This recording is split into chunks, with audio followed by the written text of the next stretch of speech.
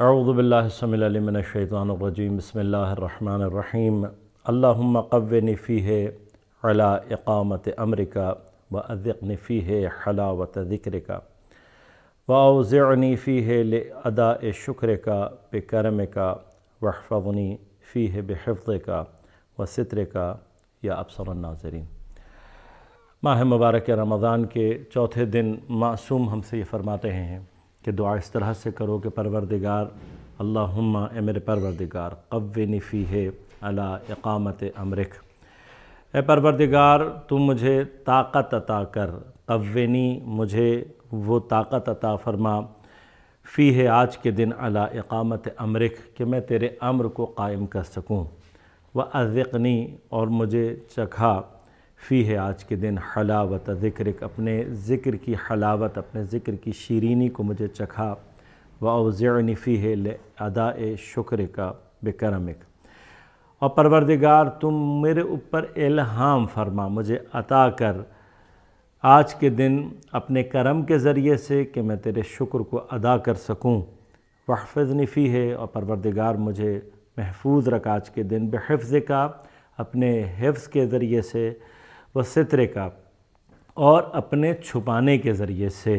یا ابصر الناظرین اے تمام دیکھنے والوں میں سب سے زیادہ بصیرت رکھنے والے پروردگار۔ عزیزان من، اگر ہم تھوڑا سا آج کے دن کی دعا کے اندر غور و فکر کریں تو دعا عبد اور معبود کے درمیان ایک رابطے کا نام ہے، اور بندے کو، عبد کو اپنے معبود سے کس طریقے کی توقع رکھنی چاہیے اور کیا مانگنا چاہیے، یہ خود ایک ایسا ہنر ہے جو معصوم کی زبان سے ہمیں تعلیم ہوا۔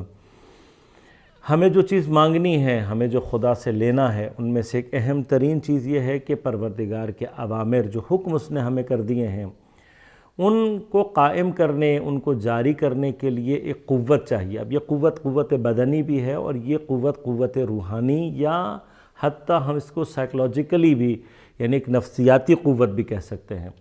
انسان بعض اوقات بہت کچھ کرنا چاہتا ہے لیکن اس کے لیے ارادے کی کمی پاتا ہے، اس کے لیے وہ کمٹمنٹ کی کمی پاتا ہے۔ یہ قوّنی کا لفظ جو یہاں پر استعمال ہوا، یہ تمام طاقتوں کو اپنے اندر لیے ہوئے ہے۔ پروردگار میرے بدن میں اگر کمزوری ہے تو مجھے طاقت عطا فرما، میری روح اگر کمزور ہے تو مجھے روحانی طاقت عطا فرما۔ حتیٰ بعض اوامر کا اقامہ نہیں ہو پاتا انسان کے علم کی کمی کی وجہ سے، اللہم قوّنی پروردگار مجھے مضبوط بنا، قوّنی۔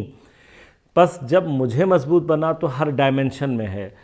علمی اعتبار سے بھی ہے، روحانی اعتبار سے بھی ہے، نفسیاتی اعتبار سے بھی ہے، جسمانی اعتبار سے بھی، ہر اعتبار سے مجھے قوت عطا کر آج کے دن کہ میں تیرے امر کا اقامہ کر سکوں، اور اپنے ذکر کی حلاوت،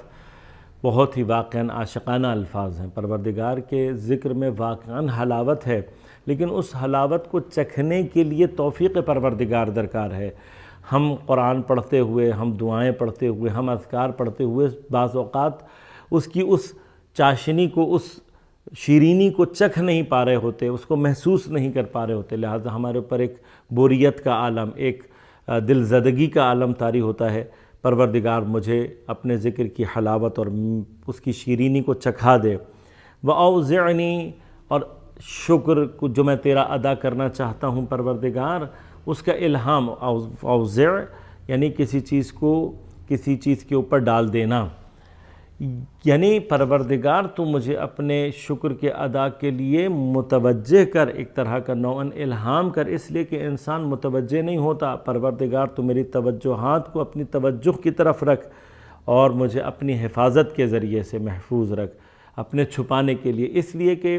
ستر چھپانے کو کہتے ہیں۔ اگر پروردگار ہمیں دشمنوں کی نگاہوں سے چھپا دے تو پھر کوئی ہم تک نہیں پہنچ سکتا۔ پروردگار اگر ہمیں اپنے حفظ کے سائے میں لے لے تو کوئی ہمیں نقصان نہیں پہنچا سکتا۔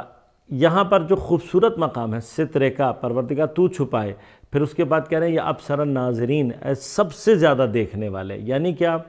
ہم دنیا سے تو چھپ سکتے ہیں، پروردگار سے نہیں چھپ سکتے۔ پروردگار ہم سب کی توفیقات میں اضافہ فرمائے اور ہمیں حقیقی روزہ دار بننے کی توفیق عنایت فرمائے۔ والسلام علیکم ورحمۃ اللہ وبرکاتہ۔